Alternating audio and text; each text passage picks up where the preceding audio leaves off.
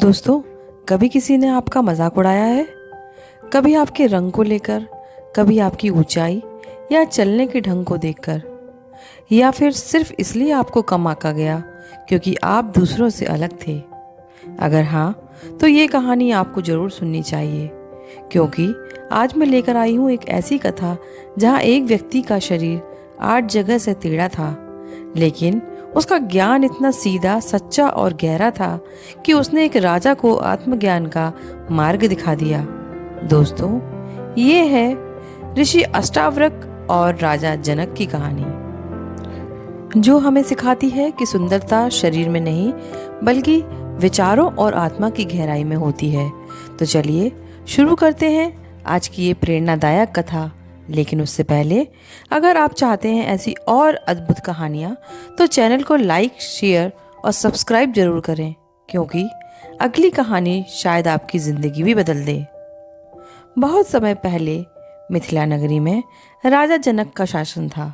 राजा जनक, जिन्हें विदेह कहा जाता था, क्योंकि वे अपने शरीर से नहीं आत्मा से जीना जानते थे।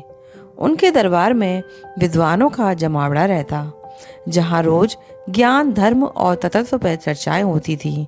लेकिन एक सवाल था जो राजा जनक के मन को हर रात बेचैन करता था। मैं कौन हूँ? क्या मैं यह शरीर हूँ? क्या मैं यह राजा हूँ, या फिर कुछ और जो इन सबसे परे है? एक दिन उन्होंने घोषणा करवाई कि जो भी मुझे आत्मज्ञान दे सकेगा उसे मैं अपना गुरु मान लूंगा। यह सुनकर दूर दूर से ऋषि, पंडित और विद्वान जनक के दरबार में पहुंचे। बहसें हुई, तर्क हुई, लेकिन उत्तर किसी के पास नहीं था। उसी समय दरबार के द्वार पर एक युवा ऋषि पहुंचे। उनका शरीर 8 जगह से टेढ़ा था। लोगों ने उन्हें देखकर हंसना शुरू कर दिया।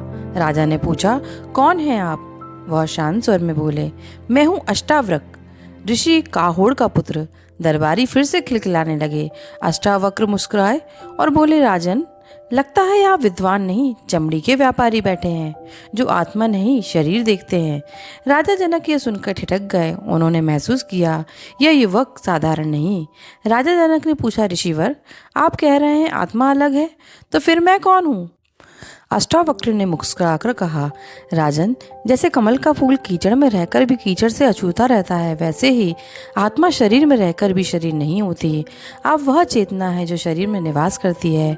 आप जन्म नहीं लेते, ना मरते, आप तो बस अनुभव करते हैं। राजा ने कहा, यह अनुभव कैसे हो? अष्टावक्र बोले, जब मन स्थिर हो जाए, जब मोह मिट जाए, जब यह मैं और तेरा का भ्रम टूट जाए, तब सच्चा ज्ञान स्वतः प्रकट होता है। राजा जनक ने उसी क्षण अपने गहने उतारे और राज सिंहासन से उठकर बोले, अब मैं जान गया, मैं राजा नहीं, मैं आत्मा हूँ। उनकी आंखों से आंसू बह निकले। अष्टावक्र मुस्कुराए, राजन, अब आपने स्वयं को जान लिया। यही है मोक्ष, यही है ज्ञान।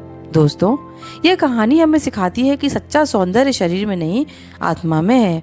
कभी किसी का मजाक मत उड़ाइए, क्योंकि हो सकता है वो व्यक्ति आपसे कहीं अधिक ज्ञानी हो।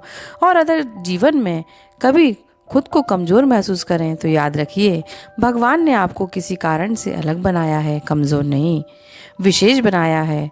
अगर आपको ये कहानी पसंद आई हो तो लाइक करें, शेयर करें और कवि की कहानियाँ चैनल को सब्सक्राइब करें, क्योंकि अगली बार हम लाएंगे एक और ऐसी कथा जो आपके दिल को छू जाएगी। जय ज्ञान, जय सत्य। Thanks for watching.